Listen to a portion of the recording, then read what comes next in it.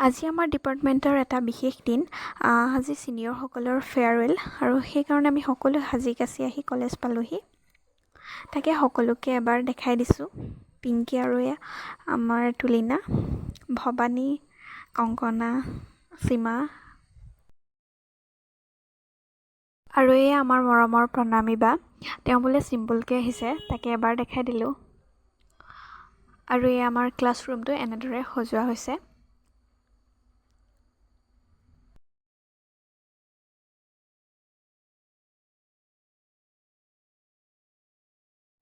আৰু ছিনিয়ৰসকলক ৰুমত সোমোৱাৰ আগত ধূপ-চাকি লৈ আদৰা হৈছে।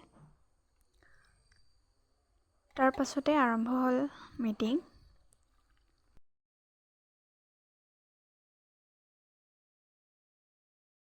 অলপ সময় পাছতে আমি খাই ল'লোঁ। তাৰ পাছতে দাদা এজনে গীত পৰিৱেশন কৰিলে আৰু শেষত আমি সকলোৱে এপাক নাচিলোঁ। আজিলৈ ইমানেই।